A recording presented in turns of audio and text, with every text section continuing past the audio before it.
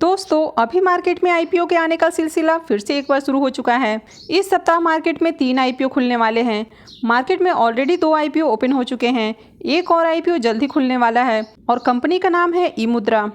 तो इस वीडियो में हम कंपनी की डिटेल रिव्यू करेंगे। हम जानेंगे कि कंपनी क्या काम करती है, कंपनी के फाइनेंशियल कैसे हैं, कंपनी प्रॉफिट मेकिंग है या फिर लॉस मेकिंग है। फिर जानेंगे हम आईपीओ के डेट के बारे में कि आईपीओ कब ओपन हो रहा है, प्राइस बैंड कितने का रखा गया है और अभी इसका ग्रे मार्केट में कितने का प्रीमियम चल रहा है। और फिर हम जानेंगे कि आपको इस आईपीओ में लिस्टिंग गेन के लिए अप्लाई करना है या फिर लॉन्ग टाइम के लिए अप्लाई करना है।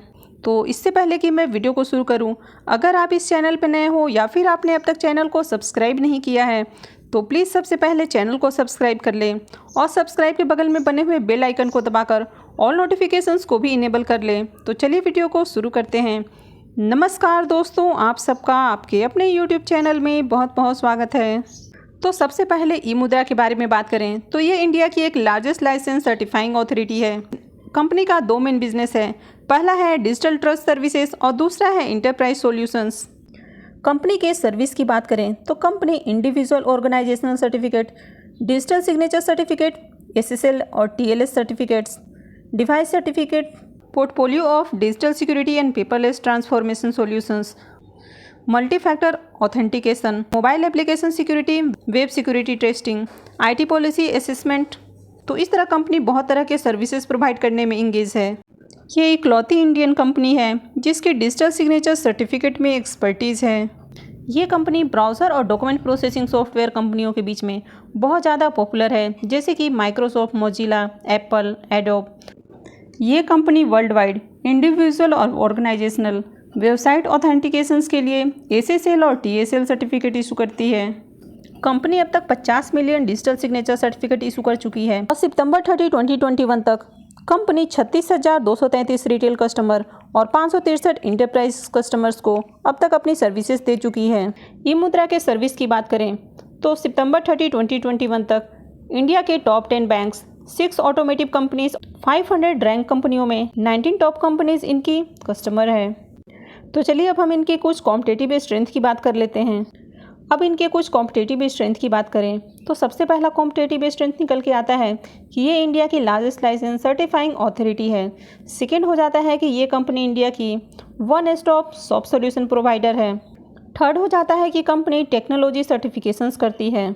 चौथा हो जाता है कि कंपनी टेक्नोलॉजी की सर्विसेज और सॉल्यूशन प्रोवाइडर है। पांचवा है कि कंपनी के पास डाइवर्स, लॉन्ग स्टैंडिंग और ग्रोइंग कस्टमर बेस है। छठा हो जाता है कि कंपनी के पास इंडिया के साथ साथ ग्लोबली भी चैनल पार्टनर्स हैं और साथ ही इनके इंटरप्राइज सॉल्यूशन पार्टनर्स भी हैं। सातवां और आखिरी स्ट्रेंथ निकल के आता है कि कंपनी के पास experience promoter, board of directors और मैनेजमेंट टीम है। तो चलिए अब हम कंपनी के फाइनेंशियल को भी देख लेते हैं।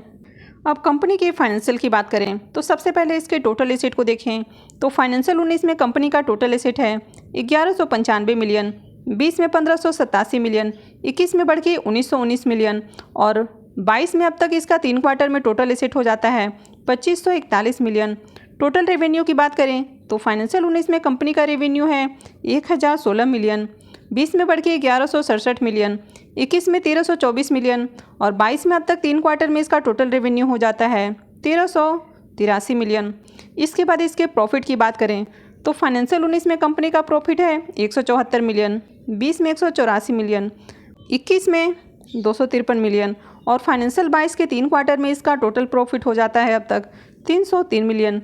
तो अगर इसके हम टोटल एसेट की बात करें, रेवेन्यू की बात करें या फिर इसके प्रॉफिट की बात करें तो इन सब में हमें एक कंसिस्टेंट ग्रोथ देखने को मिलती है।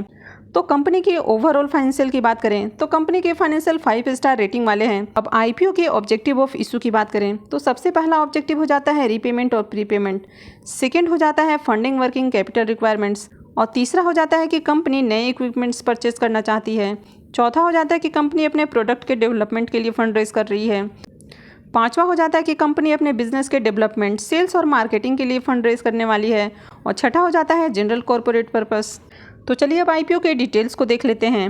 तो आईपीओ का ओपनिंग डेट 20 मई है और क्लोजिंग डेट 24 मई।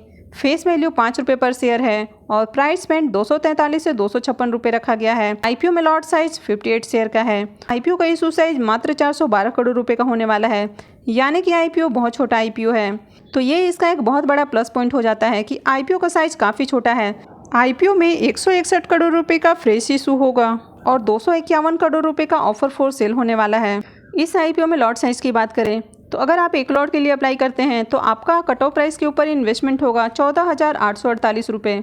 वहीं पर मैक्सिमम 13 लॉट के लिए अप्लाई किया जा सकता है, जहां पर आपका इन्वेस्टमेंट हो जाएगा 1,93,024 रुपये। अभी कंपनी के प्रोमोटर्स के पास 79.19% की होल्डिंग है और आईपीओ आने के बाद कंपनी के प्रोमोटर्स के पास 61.03% की होल्डिंग रहेगी। तो चलिए अब हम इसके ग्रे मार्केट प्रीमियम को भी देख लेते हैं कि अभी इसका ग्रे मार्केट में कितना प्रीमियम चल रहा है। अब ई मुद्रा आईपीओ के ग्रे मार्केट प्रीमियम की बात करें तो इसका अब तक ग्रे मार्केट में हमें प्रीमियम देखने को नहीं मिल रहा है, क्योंकि अभी ग्रे मार्केट में ट्रेड नहीं हो रहा है। तो इसकी वजह से हमें इसका प्रीमियम अभी नील देखने को मिल रहा है। अब ग्रे मार्केट में बहुत ज़्यादा फियर का माहौल है, तो इसकी वजह से ग्रे मार्केट में बहुत कम ट्रेड हो रहे हैं। तो अब बात कर लेते हैं कि क्या आपको इस आईपीओ में अप्लाई करना चाहिए या फिर नहीं करना चाहिए। तो सबसे पहले बात कर लेते हैं लॉन्ग टर्म वालों के लिए। तो अगर आप लॉन्ग टर्म इन्वेस्टर हैं तो इस कंपनी में आप डेफिनेटली अप्लाई कर सकते हैं। अब देखा जाए तो ये एक सेमी आईटी कंपनी है। कंपनी के फाइनेंशियल को देखें तो कंपनी के फाइनेंशियल 5 स्टार रेटिंग वाले हैं। कंपनी कंटिन्यू अच्छे नंबर जनरेट कर रही है, साथ ही इसमें फ्यूचर में बहुत अच्छी ग्रोथ हमें देखने को मिल सकती है। तो अगर अभी से आप इसमें इन्वेस्टमेंट करते हैं तो ये आपको आने वाले 5 से 10 सालों में काफ़ी अच्छा रिटर्न दे सकता है। तो अब बात कर लेते हैं लिस्टिंग गेन वालों की। अब अभी इसका ग्रे मार्केट में प्रीमियम हमें नील देखने को मिल रहा है, लेकिन फिर भी मुझे लगता है कि आप इस आईपीओ में लिस्टिंग गेन के लिए ज़रूर अप्लाई कर सकते हैं। तो इस आईपीओ का इशू साइज मात्र 412 करोड़ रुपए का है, यानी कि आईपीओ बहुत छोटा आईपीओ होने वाला है। अब जितने भी छोटे आईपीओ होते हैं तो उनमें आपको बहुत ज़्यादा सब्सक्रिप्शन देखने को मिलता है और आईपीओ ओवर सब्सक्राइब होते हैं, लेकिन आईपीओ की अलॉटमेंट बहुत कम लोगों को मिलती है, क्योंकि आईपीओ का इशू साइज बहुत छोटा है। तो इसकी वजह से अलॉटमेंट बहुत कम लोगों को मिलती है। अब छोटे आईपीओस में बहुत सारे लोगों को आईपीओ का अलॉटमेंट नहीं मिलता है, तो जब आईपीओ की लिस्टिंग होती है तो उस समय वे मार्केट से इसके शेयर को परचेज करना चाहते हैं। तो इसकी वजह से इसके शेयर में हमें तेज़ी देखने को मिलती है। एक तो छोटे आईपीओ में जहां पर हमें शानदार लिस्टिंग गेन देखने को मिलता है, वहीं पर आईपीओ की लिस्टिंग के बाद भी इसके शेयरों में हमें अच्छा खासा उछाल देखने को मिलता है। और ई मुद्रा की बात करें तो कंपनी फंडामेंटली भी स्ट्रॉन्ग है। तो ई मुद्रा आईपीओ में आप लॉन्ग टर्म के साथ साथ लिस्टिंग गेन के लिए भी अप्लाई कर सकते हैं। तो दोस्तों, आई होप कि आपको ये वीडियो अच्छी लगी होगी। अगर आपको वीडियो अच्छी लगी है तो प्लीज़ वीडियो को लाइक कर दें और वीडियो को अंत तक देखने के लिए आप सबका बहुत बहुत धन्यवाद।